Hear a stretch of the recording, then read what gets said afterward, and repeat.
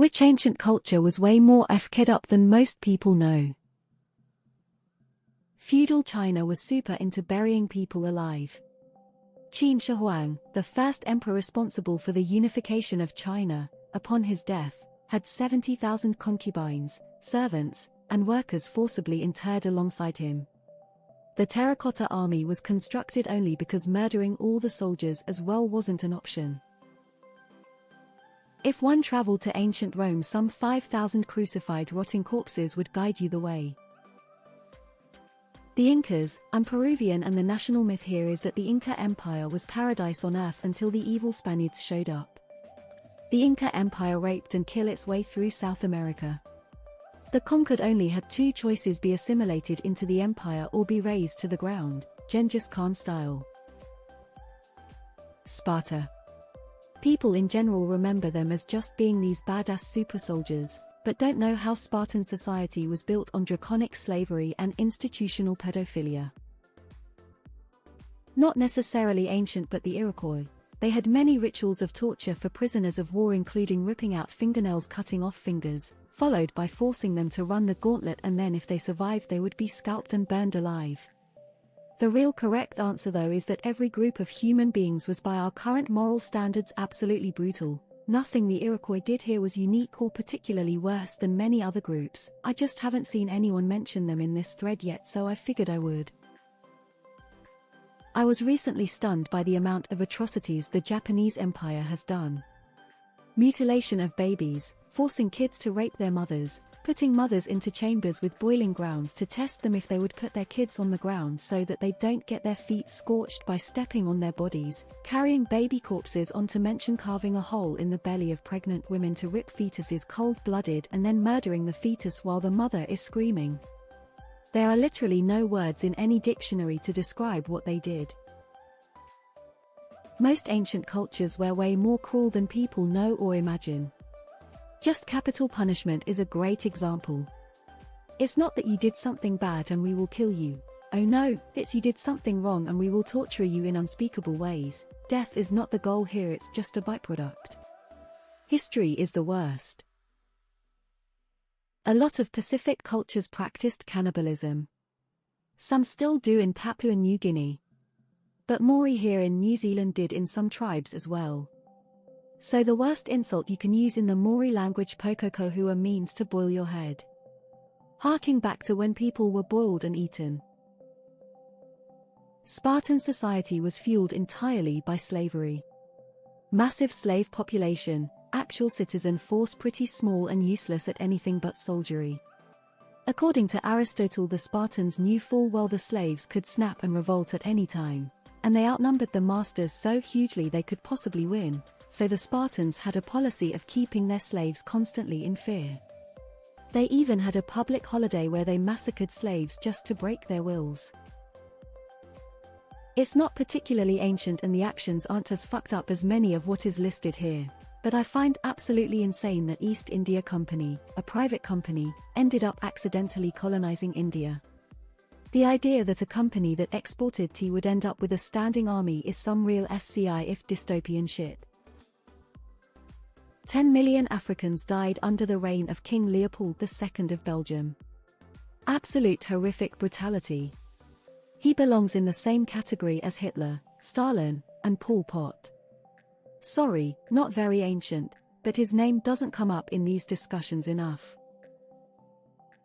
People romanticize pre-agricultural cultures, but they were brutal. Something like 2 out of 3 people died violently in hunter-gatherer cultures. Ancient Greece. A lot of people imagine clean villas, people with white togas talking about arts and philosophy all day. The truth is that most people were dirt poor. Being born disabled or being born a girl could be a death sentence, and pedophilia was rampant among the rich. Also, a lot of their economy was based on slavery. Aztecs. Priests would sacrifice hundreds of people, slaves, and prisoners of war. Rip the chest open and pull their still-pumping heart out. Throw the bodies down the steps. Channels were carved into the pyramid faces to let the liters and liters of blood flow down. Horrible stuff. Funnily enough, the Persian Empire was actually way better than it was portrayed. It was extremely open to different religions and were very advanced in civil liberty. When you really look at it, the Greeks were kinda the baddies in the wars between these empires. Even Alexander basically said that after conquering Persia. But because we get a lot of our information about the classic period by Greek and Roman writers, Persia was seen as a barbaric tyrannical state. One time I visited Canada in 2004 and they poured maple syrup on pineapple pizza. Every ruler of Hellenistic Egypt was extremely inbred. When I was watching Castlevania, I did some research where the Dracula myth comes from and stumbled upon Vlad Tepes Dracula, or by his nickname called Vlad the Impaler. They are not sure about the numbers, but you have to impale a lot of people to get that nickname. Scythians look up their skull caps. Or don't. The Hawaiians practiced a lot of infanticide.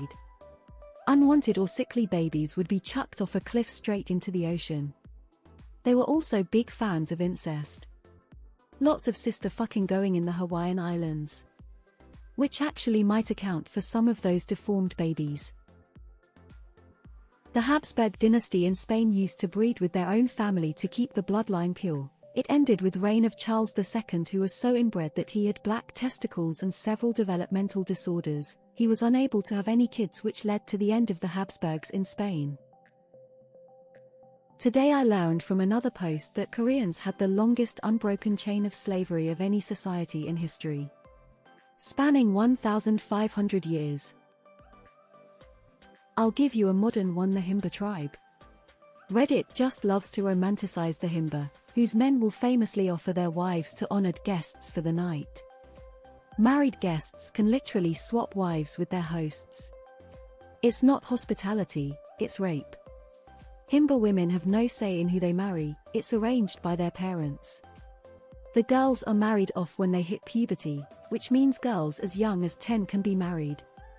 So not only rape, but rape of literal children.